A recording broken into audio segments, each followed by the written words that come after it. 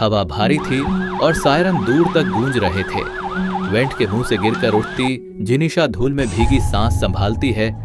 किसी के हाथ उसे स्ट्रेचर पर रखते हैं और ऑक्सीजन मास्क उसके चेहरे पर टिक जाता है। जिस हवा से वह सांस ले रही है वही अब संक्रमित हो चुकी है। धीरे धीरे उसकी आंखें खुलती हैं। कमरे की सफेद दीवारें स्थिर हैं, मॉनिटर पर हरी लकीर नियमित रूप से चल रही है और खिड़की के पार अंधेरा टंगा है। ट्यूबलाइट झपकती है और दरवाजे के पार नर्स की परछाई हिलती है। नर्स पास आती है और उसकी आंखों में हरी चमक झलकती है। जिनीशा दरवाजा खोलती है और कॉरिडोर में भागती है। कॉरिडोर में हॉस्पिटल स्टाफ तक इन्फेक्टेड हो चुका है। गलियारे की हवा चमक रही है जैसे सूक्ष्म जुगनू त्वचा को चुभ रहे हों। उसके दिमाग में अब एक ही नाम गूंज रहा है, मीता मैम। क्वारंटीन जोन स्कूल से शहर के बाहरी हिस्सों तक फैला हुआ है। आर्मी ट्रक खड़े हैं और केमिकल सूट पहने टीमें धुंध स्प्रे कर रही हैं। वह धुंध भी अब संक्रमित हो चुकी है। लाउडस्पीकर पर आदेश बजता है, स्कूल क्षेत्र को सील करें, no one goes in, no one comes out. सुबह का आसमान हल्का नीला है, लेकिन हर सांस में धातु का स्वाद है। गलियों में लोग मास्क के पीछे डरी आंखों के साथ दौड़ रहे हैं और दूर मंदिर की घंटी में भी अब धातु जैसी खनक सुनाई देती है। अस्पताल से बस स्टैंड तक एक जैसा दृश्य बिछा हुआ है। लोग गिरते हैं, उठते हैं और फिर अचानक शांत हो जाते हैं। सड़क किनारे पड़े मास्क हरे दागों में बदल चुके हैं। शहर के पास की छोटी झील का पानी मटमैला हरा दिखता है। 2 मछलियां ऊपर तैरती हुई मृत पड़ी हैं और उनकी आंखों में हल्की हरी चमक है। बीमारी हवा से उतरकर पानी में पहुंच चुकी है। रात होते ही छतों पर लाल चेतावनी बत्तियां जल उठती हैं। टीवी पर इमरजेंसी ब्रॉडकास्ट चलता है, stay endorse, don't drink tap water. Reporter की आवाज कांपती है और पूरा शहर बेचैन सांस लेता है। मंदिर की दीवार के पीछे बैठी जिनीशा हाथ में जय का छोटा खिलौना दबाए है जो अब हरा पड़ चुका है। वह धीरे कहती है कि जय, तुमने कहा था प्यूरिफायर से खुशबू आएगी। उसकी आंखों से आंसू गिरते हैं और जमीन पर बिखरते हैं। दूर से चीखें बढ़ती हैं, लोग भाग रहे हैं, कुछ गिरते हैं और कुछ अचानक दूसरों पर टूट पड़ते हैं। संक्रमण अब फैलने नहीं बल्कि दौड़ने लगा है। एक गली में माँ अपने बच्चे को बाहों में खींचती है। बच्चा पलटता है, उसकी आंखें हरी चमकती हैं और उसके मुंह से धुआं निकलता है। वह अपनी ही माँ पर टूट पड़ता है। जिनीशा कांपती है, पीछे हटती है और अंधेरे में गुम हो जाती है। बारिश शुरू होती है। पहली बूंद जमीन पर गिरती है और चिंगारी की तरह फूटती है। हर बूंद में सूक्ष्म संक्रमण जग उठता है। लोग बाल्टियां फेंकते हैं और चिल्लाते हैं कि पानी को मत छूना। मैन स्क्वायर में फौज स्प्रे करती है। एक जवान चिल्लाता है कि सर, धुंध खुद चल रही है और अगले ही पल उसकी सांस थम जाती है। रेलवे स्टेशन सुनसान पड़ा है। एक ट्रेन बिना रोशनी के खड़ी है। सीटों पर किताबें और कपड़े पड़े हैं, लेकिन इंसान नहीं है। दीवारों पर हरे हाथों के निशान बने हुए हैं। किसी का हाथ जिनीशा के कंधे पर टिकता है। एक शांत आवाज कहती है कि शांत रहो, मैं डॉक्टर अनीता हूँ। वह जिनीशा को पहचानती है और पूछती है कि क्या वह लिटिल हार्ट्स स्कूल की बच्ची है। जिनीशा सिर हिलाती है और दोनों प्लेटफॉर्म छोड़कर अंडरग्राउंड की ओर उतरते हैं। मेट्रो टनल नम है और दीवारों में हल्की हरी रोशनी रिस रही है। अनीता बताती हैं कि हाइड्रोलाइव पानी को शुद्ध करने के लिए बनाया गया था, लेकिन अनस्टेबल ह्यूमिडिटी में वह L29 के साथ हवा में मिल गया। अब हर बूंद में वही चाल मौजूद है जो हवा में थी। वो बताती हैं इससे बचने का रास्ता मौजूद है, लेकिन खतरा बड़ा है। स्कूल के बेसमेंट में मुख्य टैंक है जहां से सब शुरू हुआ।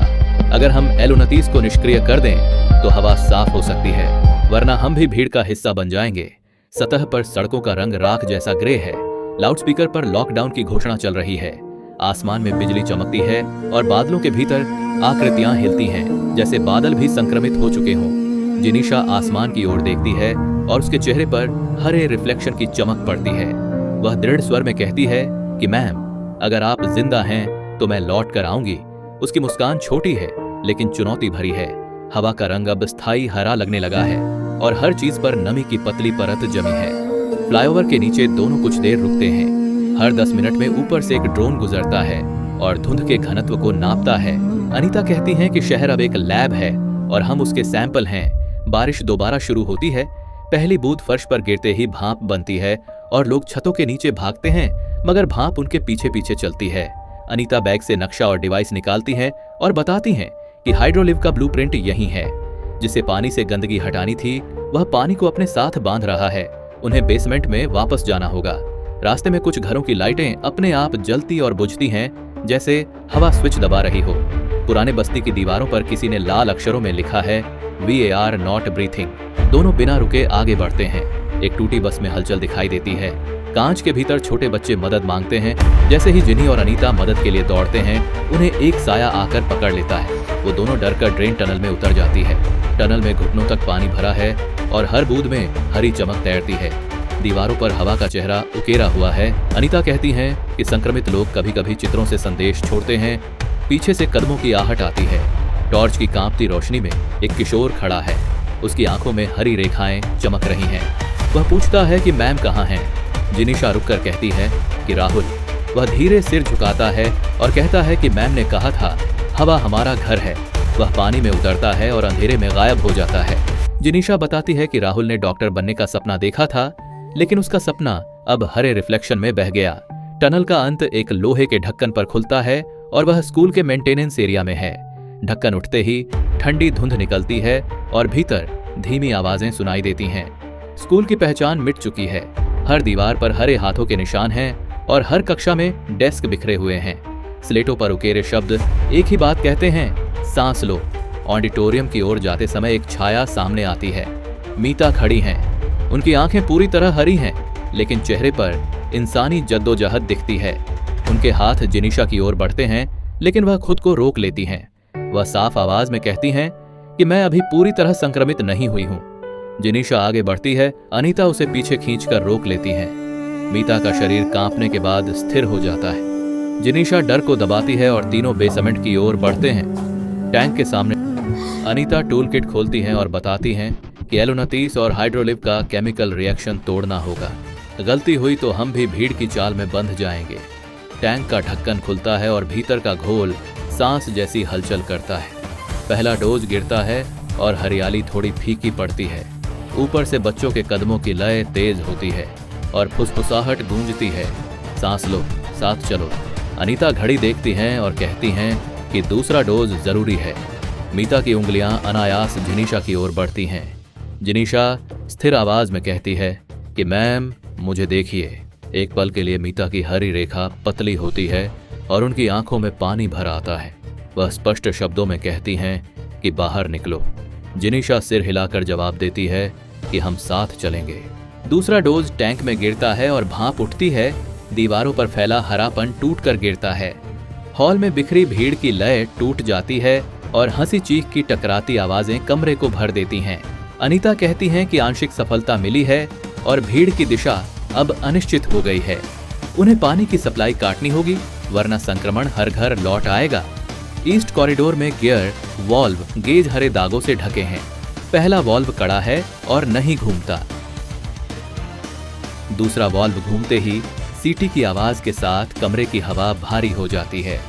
मुख्य वॉल्व जाम है और दरवाजे पर हरी आंखें फुसफुसाहट के साथ पास आती हैं। मीता दीवार से भारी रेंच उठाती हैं और मुख्य वॉल्व पर पूरी ताकत से मारती हैं। वॉल्व खुलता है, दबाव गिरता है और लाइन कट जाती है। फुसफुसाहट एक पल के लिए थमती है। मीता पीछे हटती हैं और उनकी आंखों में हरे के पीछे काले का हल्का तेज दिखता है। वह स्पष्ट स्वर में कहती हैं कि बाहर जाओ, मैं इन्हें रोकूंगी। जिनीशा रोते हुए कहती है कि साथ चलो। मीता हल्का मुस्कुराती है। दरवाजे पर भीड़ के सामने खड़ी होती है और दोनों हथेलियां फैलाकर कहती हैं कि रुक जाओ। वह भीड़ में समा जाती हैं और उनकी आकृति धुंध में खो जाती है। बारिश तेज हो जाती है। हर बूंद चमकती है और जमीन पर गिरते ही भाप उठाती है। दोनों स्कूल के गेट से बाहर निकलते हैं। क्लीन एयर का गिरा हुआ बोर्ड आधे अक्षरों के साथ मिट्टी में ढंसा हुआ इस ओर संकेत करता है कि प्रोजेक्ट कितनी बुरी तरह फैल हो चुका है। छत पर एक बिल्ली बैठी है और उसकी आंखें हरी चमक रही हैं। एक बूंद उसकी नाक पर टिकती है और धीरे से भीतर समा जाती है। शहर में चीख के बाद शांति छा जाती है। फायर ट्रक फोम बिछाते हैं और दीवारों पर बड़े अक्षरों में जोन क्लियर लिखा मिलता है। जिनीशा एक कोने में बैठी है, उसके कपड़े भीगे हैं और आंखें सूजी हुई हैं। अनीता उसके कंधे पर हाथ रखती है। आसमान हल्का हरा दिखता है और सूरज की किरणों में सूक्ष्म धुंध तैरती है। क्वारंटीन गेट पर सैनिक बताते हैं कि यह हिस्सा सेफ जोन घोषित हो चुका है। पास खड़ी एम्बुलेंस में एक शव बैग हल्का हिलता है। नर्स झुकती है, जिप खुलती है और पतला तेज हरा धुआं बाहर निकलता है। सायरन बजते हैं और कंट्रोल रूम घोषणा करता है, mutant flair rate sector 2। Anita कहती हैं कि हाइड्रोलाइव पानी में था और तापमान बढ़ने पर उसने खुद को भाप में बदला है। अब संक्रमण शुष्क हवा नहीं बल्कि नमी की भाप में रूपांतरित हो रहा है। रात धीरे गिरती है। शहर के बीच वही स्कूल दरारों से धुआं छोड़ता है और भीतर मशीन जैसी सांसों की आवाज आती है। लोहे की जाली हिलती है और हर झटके पर दीवार से हरी धुंध टपकती है। कदमों की थप थप सुनाई देती है और इमारत की दीवारें जैसे सोचती हुई लगती हैं। टैंक के पास मॉनिटर टिमटिमाता है और स्क्रीन पर एलो29 रीब्यूट मोड लिखा उभरता है। जिनी और मीता को सोर्स हीट लाइन तक पहुंचना है और फीडबैक लूप तोड़ना है। पाइप कॉरिडोर की दीवारें सांस लो की फुसफुसाहट दोहराती हैं। टर्मिनल खुलता है, वायर जुड़ते हैं और हीट पल्स का स्विच ऑन होता है। नीली चमक दीवारों पर दौड़ती है। टैंक में बुलबुले फूटते हैं और हवा क्षण भर शांत होती है।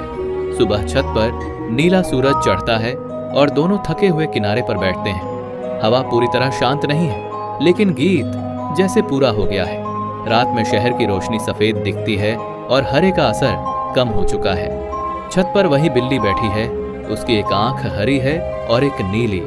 प्रोजेक्ट एलो29 खत्म नहीं हुआ है। 48 घंटे बाद शहर की रिपोर्ट में यह क्षेत्र रिकवर्ड जोन लिखा जाता है। रात में कभी कभी हवा फिर सांस लेती महसूस होती है।